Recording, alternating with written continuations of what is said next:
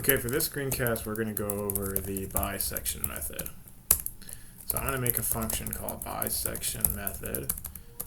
No inputs or outputs. I'm going to make a function out equals my function in down here. And this is just going to be out equals in squared minus 1. And I'm going to put a dot operator here just in case I make it a vector. Okay, so in class we defined upper and lower bounds. So we said x upper was 3, x lower was 0, and then we turned the crank. Believe it or not, it's actually better to have a starting point, call it x start, and I'm just going to call this x end, is my lower bound. And then my del x, and then make a del x equal to your x upper minus your x lower. Then you start the loop off and you say, okay, yn is my function at xn. And then you go and you say, while the absolute value of yn is less than 1e negative 2, this is, my threshold. And actually, we have to do while it's greater. I'm going to iterate while it's greater. Then I kick off my loop here. So I need to do two things. First, I need to compute x star, which is xn plus del x. Then I need to compute y star, which is equal to xn, which is my function at x star. And then we need somewhere in here where we divide by 2. So what I'm actually going to do is I'm going to initialize del x as xu minus x lower divided by 2. That way the initial is already halved. And then here I need to decide what my new bounds are and if I should switch signs. So I say if the sign of y star is not equal to yn, the sign of yn, I need to switch my sign. Whoop. And no matter what, I divide del x by 2. And then xn becomes my new x star. And actually, I can probably just, to make this xn like that. And everything will be fine. So let's test and see if this works. I'm going to put a debug point in here. I'm going to put this guy over here, put this guy over here. I'm going to CLC. Okay, so I'm going to hit play. So let's see. So xn is 0, del x is 1.5, yn is negative 1. So I'm going to step. So now xn is 1.5 because I added 1.5 to it. Y star is 1.25. And then y star is 1.25, yn is negative 1. So that means the sign changed. So I do a sign change here. So now del x is negative 1.5. xn is 1.5, del x is now negative 1.5, and then I always divide by 2, so now del x is negative 0.75. Do I ever redefine? No, I don't. Okay, so I forgot to do that. So let's maximize this, put an x here. After this, I need to recompute and say yn is my function at xn and redefine xn. Okay.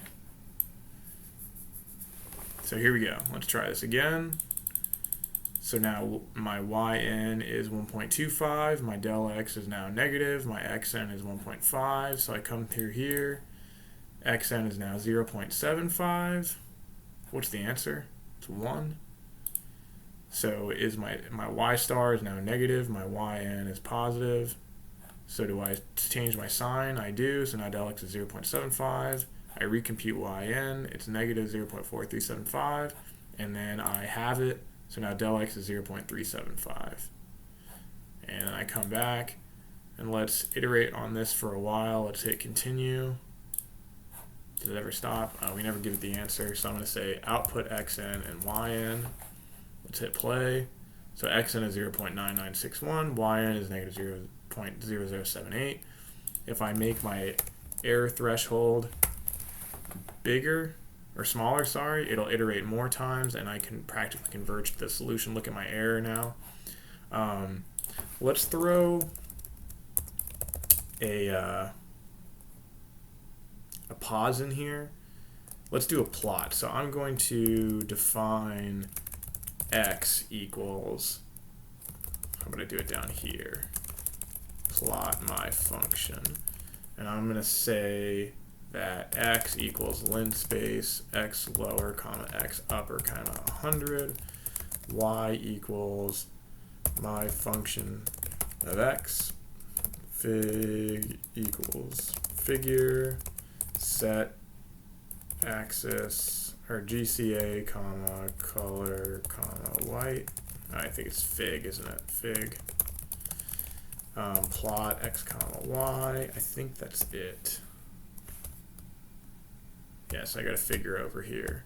And then I'm going to do a, let's see, a hold on. I'm going to do a grid on. And then what I want to do is I want to find y max equals maximum of y, y min is minimum of y. And what I'm going to do is every time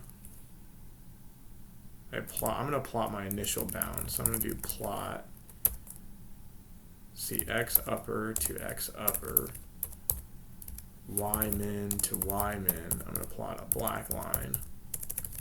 And then I'm going to do the same thing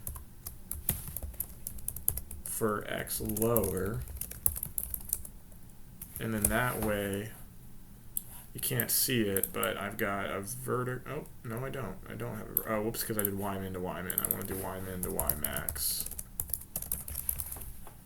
So now I should have, and again, you probably can't see it yet. So I've got vertical bars here that are defining my boundary.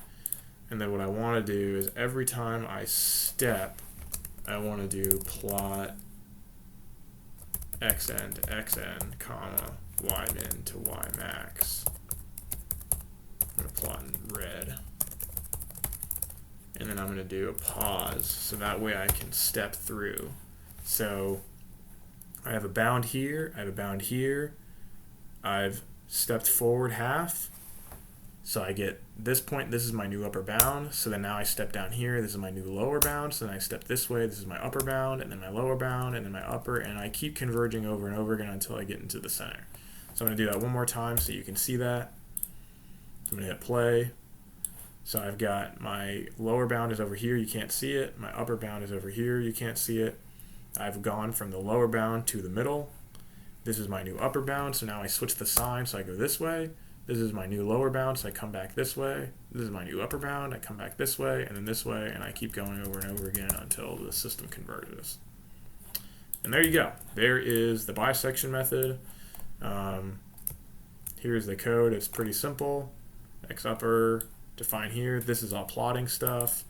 This is setting the starting point off. Here is the incremented step. Here's evaluating the function. This is deciding on whether or not you want to switch the sign. Here's resetting the values. And then here's my function x squared minus 1. And that's it. Good luck.